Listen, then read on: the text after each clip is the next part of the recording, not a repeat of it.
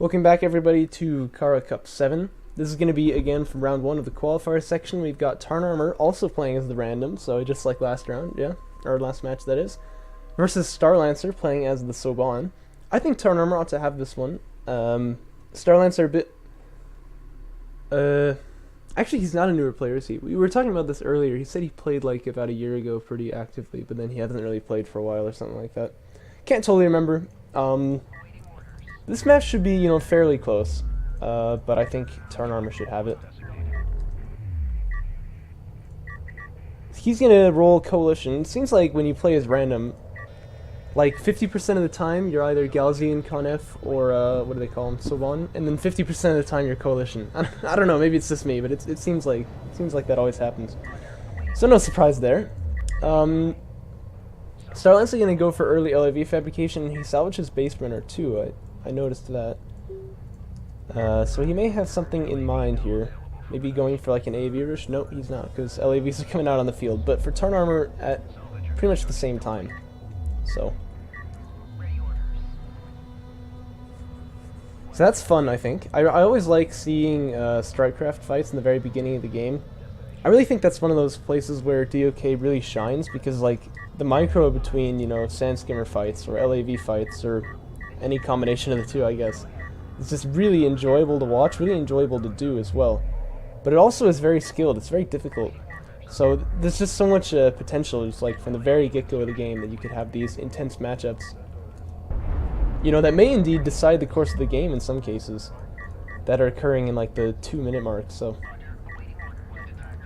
One thing I really like about the game. Tarnarmour's built 3 of them here. I'm expecting to see him move out. This is something Frosty Teeth did as well, right? Where he kind of bunched up and then didn't move out. I mean, it's possible he's doing these for the defense, but defense of what? He's actually behind an eco. So I really would like to see him be a bit more active with the LAVs right here, but that's okay.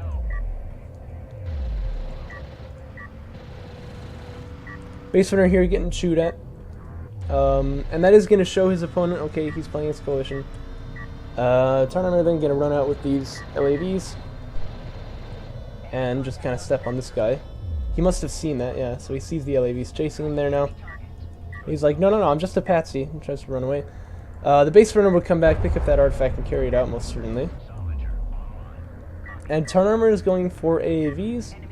Starlancer, meanwhile, going first into air. That's quite interesting, but I don't think that's a very good matchup for him, because AAVs will get killed by air, mind you, but very slowly. And indeed, the base runner has not set down a turret, so we can even put down an AA turret if he needs to. This could get a little hairy. We'll have to see, though.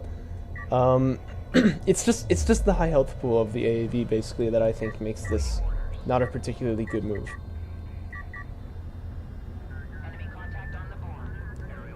So fighter and gunship fabrication finished now. Immediately we see a gunship on the queue. Alright, so he's going to go for a bit of a gunship rush, but I think this is really a bit too late for that. We'll have to see, though. One artifact going to get extracted. Yeah, in case you didn't know, the idea of a gunship rush is basically just like, your opponent will not have anti-air this early on into the game. So you can go over there and you can kill a couple of salvagers. Usually you'll get like 2 or 3, but if your opponent doesn't micro them very well, you can get up to 4 maybe. Of course, the micro for that would be you take each individual one and tell them to go to a different place like that, right? But yeah, you just split them up, set the area of effect attack, can't really do any damage. And then after that you have a gunship, and a gunship is not really a particularly good move, a particularly good unit. It's kind of like this interesting interaction. I'm going to talk about it while this comment is going on, I'm sorry.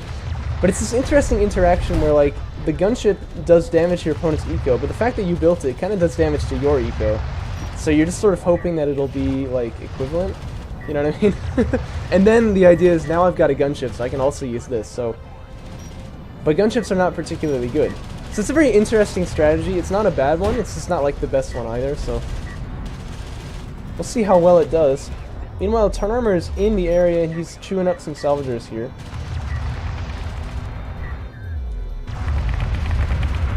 Basically no micro at all from... Oh yeah, there we go. He is starting to micro out, but you can see he already took so much damage on them.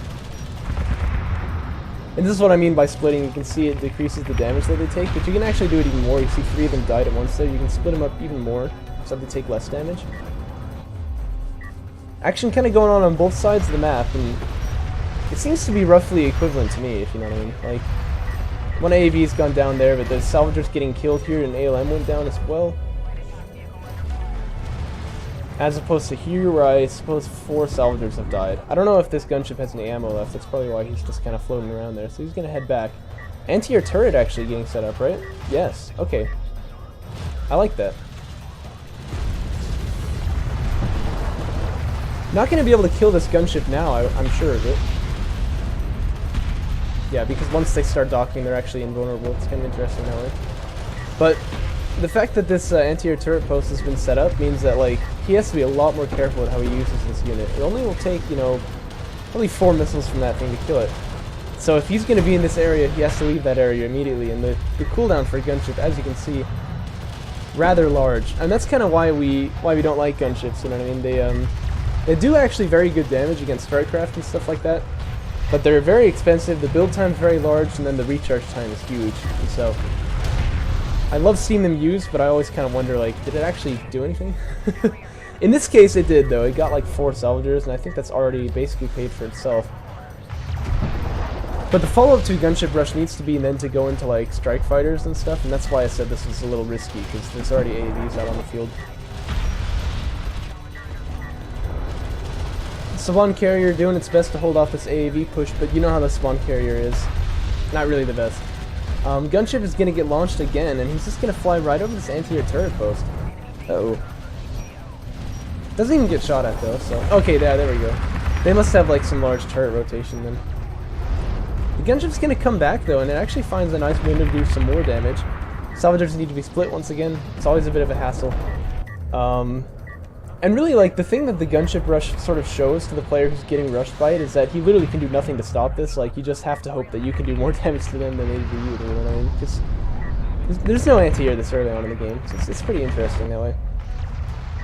Another artifact, by the way, gonna get extracted by Tarnarmour right here.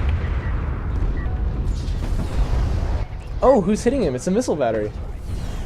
That's gotta be a dead gunship for sure, hasn't it? No, because there's no vision on it. Oh, it barely escapes. Evil.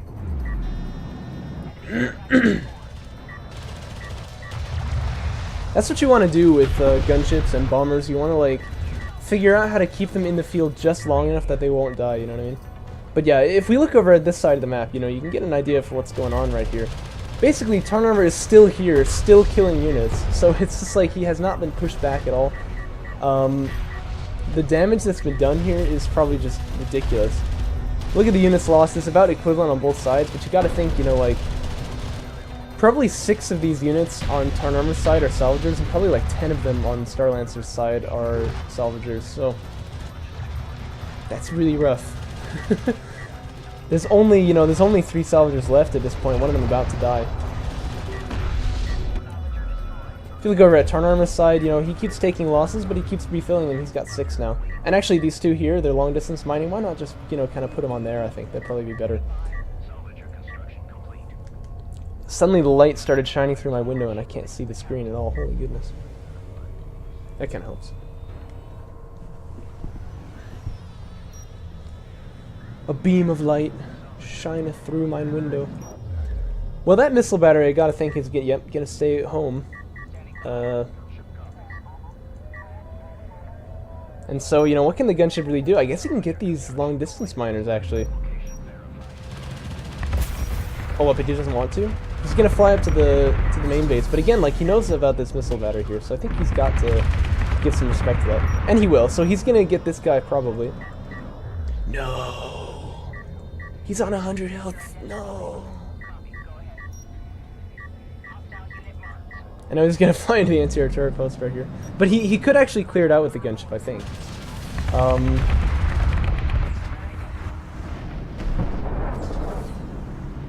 You know, all things considered, that wasn't actually terrible.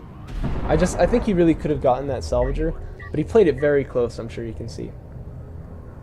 Which, again, that's not a problem when you have units with that high health, but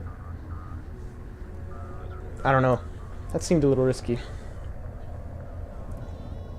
You gotta kind of remember, like, where your opponent's anti-air is and try not to hit it again.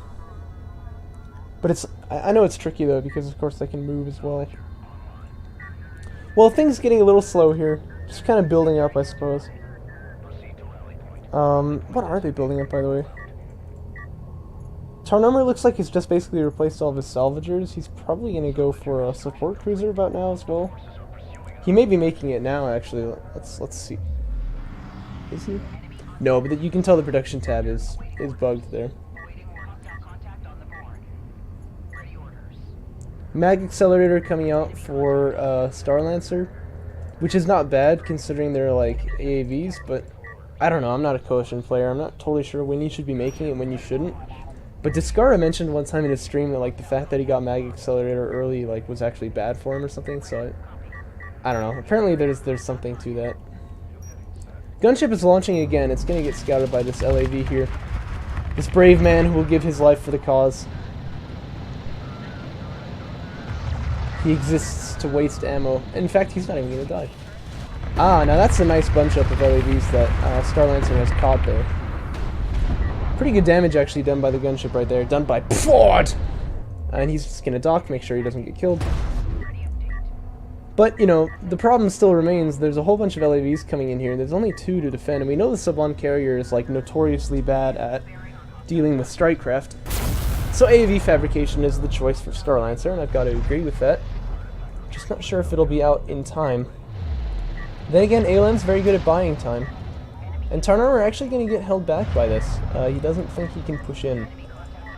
Which is, I think, a little sad, because I do think he's got a bit of a window here, but... Then again, I tend to dive on top of ALMs and really regret it myself, so it's hard to say. The other thing you gotta realize is that he can totally just play defensively. He's not even worried about it, because this is the 5th artifact right here, so he would win if he can pull that one out.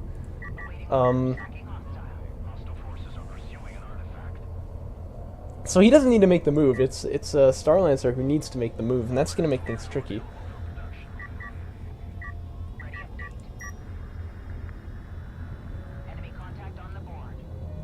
Let's see here. What can Starlancer do about this? Well, he's just going to expand his eco, it looks like. Which is generally not a bad move, but in this case, I don't know. I mean, the 5th artifact is on the way. And the other thing is that there's 2 anti-air turrets here, a missile battery there, a missile battery there. So this is going to be tricky for this gunship to find any value at all. You may call this overkill from Tarnarmour, I think I would. But hey, it's going to get the kill on the gunship actually, so that's nice. Finally gets rid of that thing.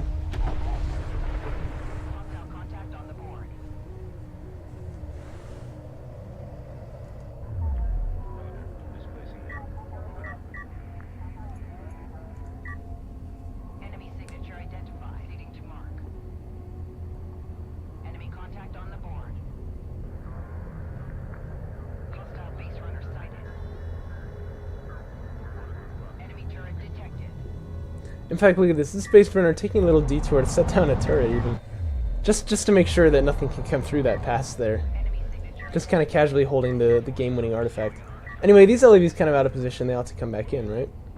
They're going to dive on top of this railgun, though. And I think right now they've got to head this way, because this is where the action really is taking place, right? And yet it's baiting these 2 LAVs as well.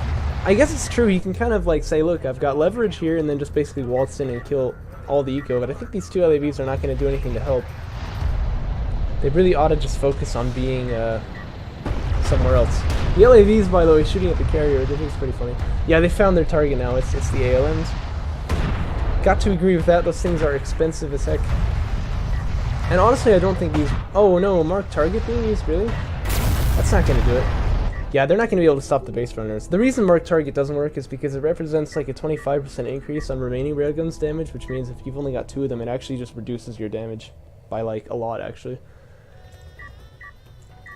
But yeah, Tarnarmour taking it seemed like a pretty easy win there, basically. He'll be quite happy with that. Let's go ahead and move on to the next round, shall we?